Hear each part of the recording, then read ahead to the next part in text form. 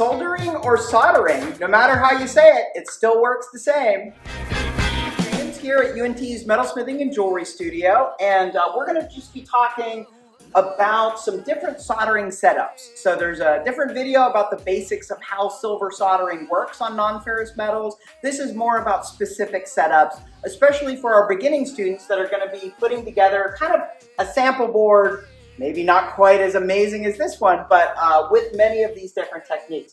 So what we're going to go over is a butt joint, sweat soldering, a T-joint, and then soldering in a wire or a post in with the metal. Just so you can see how these slightly different setups and ways of heating your metal will help you with these different soldering joints.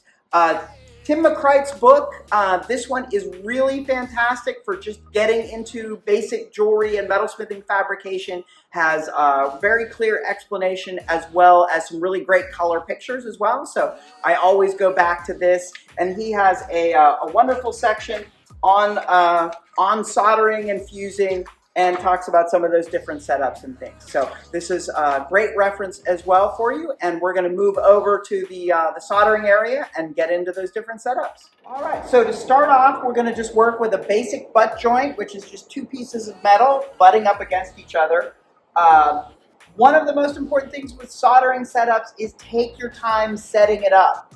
A lot of times just like rush in, and you're going to end up, you think you're saving time, but you're going to end up spending so much more time resoldering, cleaning up, things like that. So for this basic butt joint, I have two pieces of metal approximately the same size, brass and copper. I've fluxed it, I've laid out small chips of solder, and I'm just going to go in, heat it up.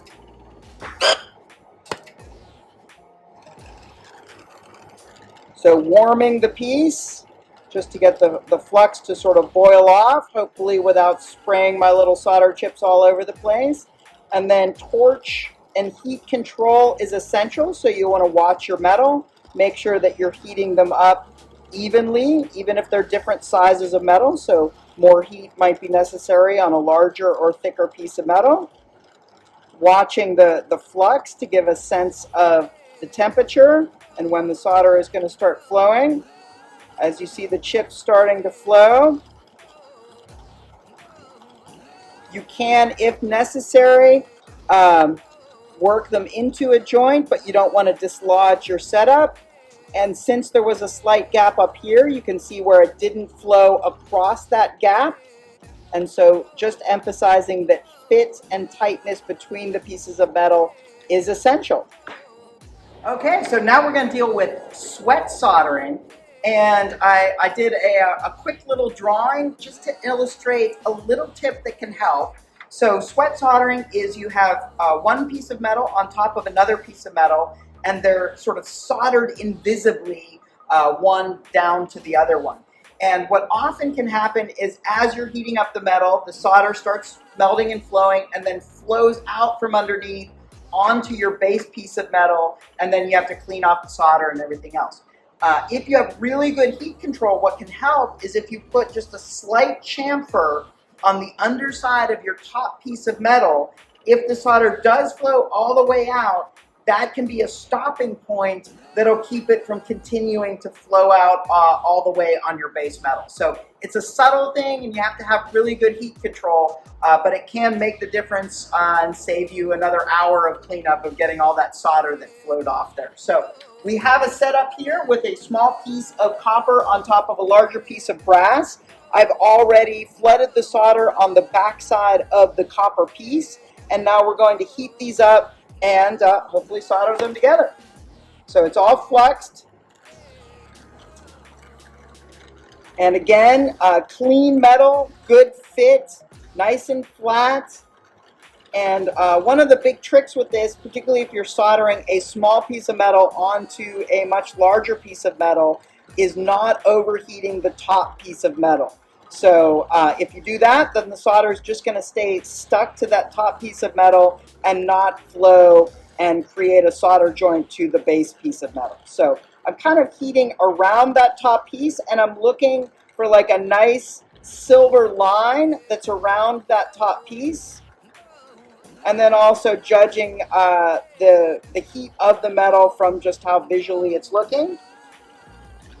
And I'm seeing just, I don't know if you can see in the video, but I'm seeing that little silver line, particularly like right there. And so I know I got it, and I'll pickle clean that up and show you how that turned out. Okay, so for the T-joint, which is basically the upright or thickness of a piece of metal coming into the flat plane of a metal, again, setup is super important, so just take your time, get it set exactly how you want it to go. The third hand with the cross-locking tweezers can be really essential to holding an upright piece. And I have pre-flexed the piece and placed my little solder chips. And one of the main challenges with a T-joint is the piece of metal sticking up into the air tends to heat up first and more quickly than the piece of metal on the bottom. Now, obviously, that's going to change based on the relative sizes and everything, but you want to keep that in mind in your sort of heating strategy. So,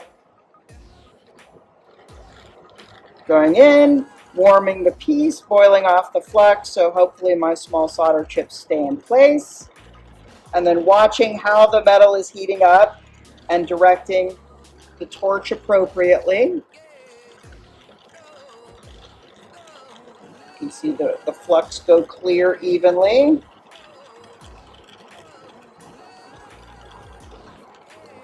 And I tend to focus most of the heat on the base plate because if you imagine this like a little miniature rocket thrust and all of the flame hitting that base plate and then washing across it and up to that upright piece. So you can see the solder flow there. And we have a nice even seam all the way across there. So just with proper setup and proper torch control, shouldn't be too difficult. And for our last setup, we're going to be doing kind of a post setup, which is typically a wire or a rod into a flat plane of metal.